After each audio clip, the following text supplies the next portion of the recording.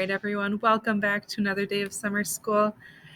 It is time to clean up, so if you did crafting today, please make sure you put those away and any supplies you used.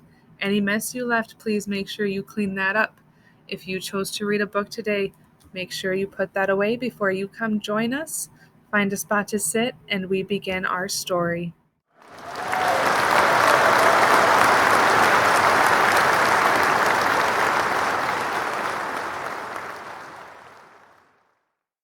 Okay, everyone, welcome to our last week of summer school. Today's book is going to be The Butter Battle Book by Dr. Seuss.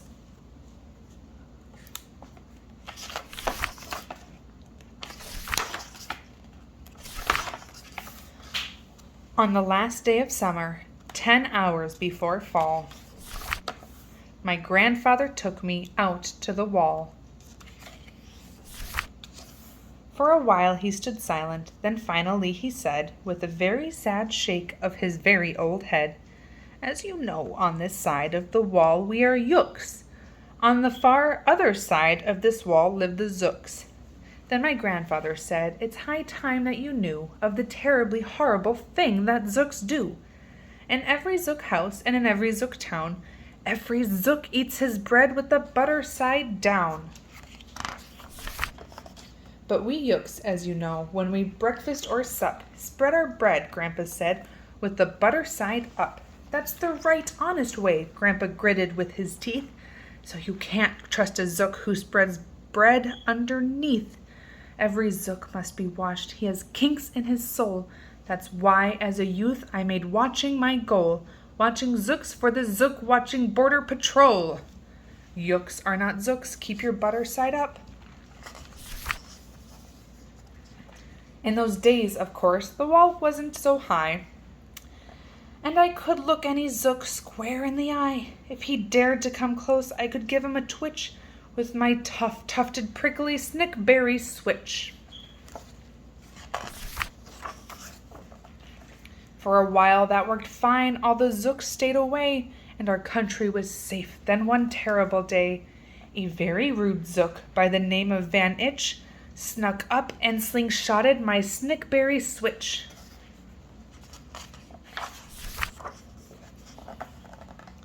With my broken off switch, with my head hung in shame, to the chief Yukaroo in a great sorrow I came.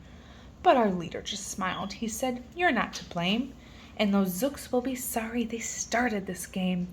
We'll dress you up right in a fancier suit. We'll give you a fancier slingshot to shoot."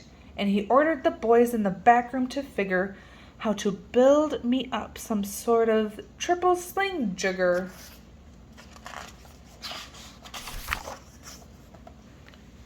With my triple sling jigger, I sure felt much bigger.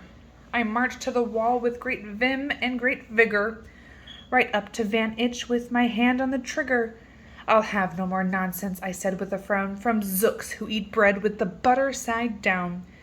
Van Itch looked quite sickly, and he ran off quite quickly.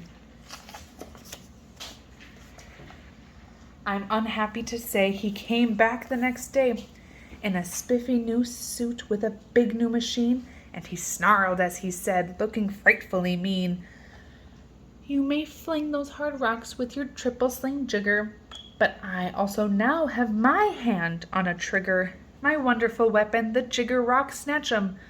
We'll fling 'em right back just as quick as we catch 'em. We'll have no more nonsense. We'll take no more gup from you Yooks who eat bread with the butter side up."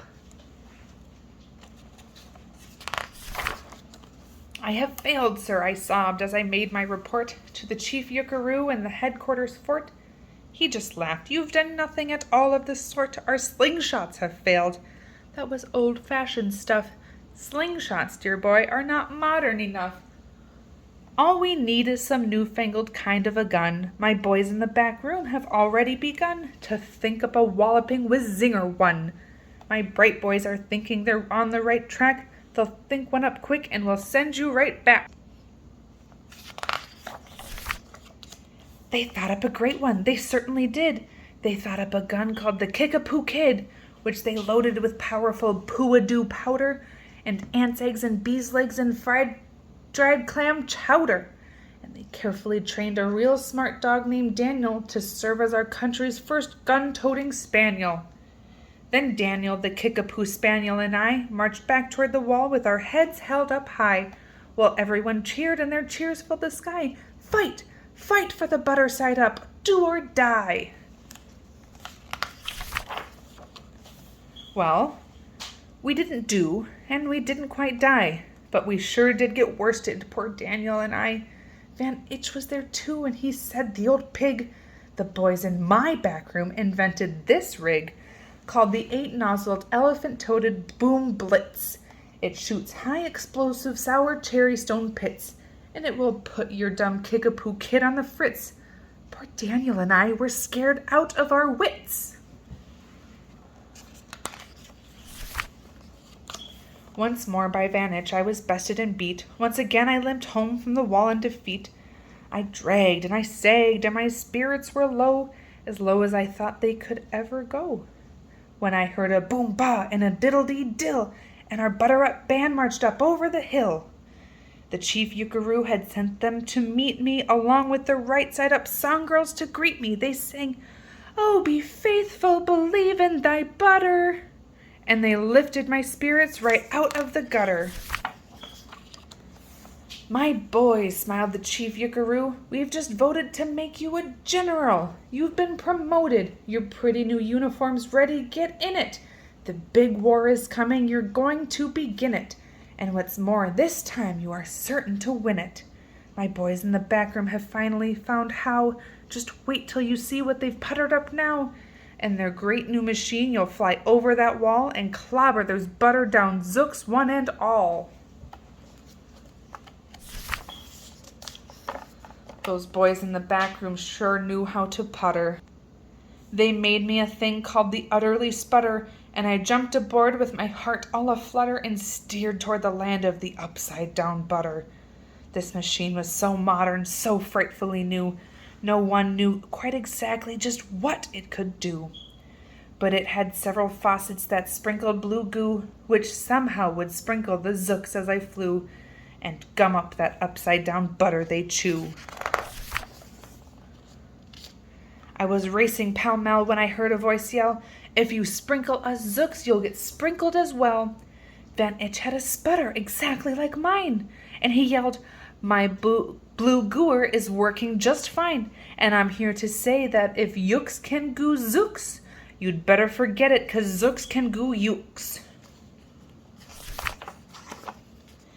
I flew right back home, and as you may have guessed, I was downright despondent and disturbed and depressed, and I saw just as soon as I stepped back on land, so were all of the girls of the butter-up band.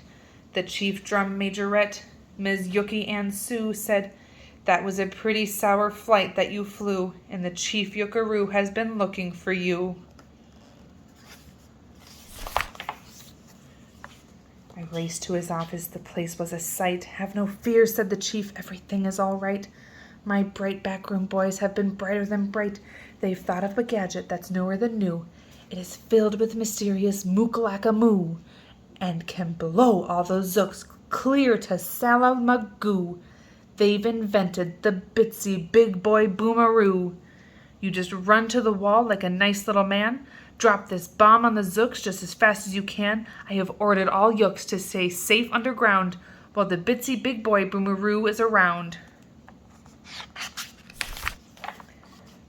As I raced for that wall with the bomb in my hand, I noticed that every last Yook in our land was obeying our chief Yukaroo's grim command. They were all bravely marching with banners aflutter down a hole for their country and right side up butter.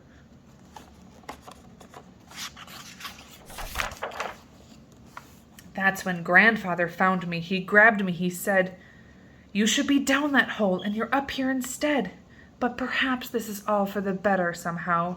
You will see me make history right here and right now."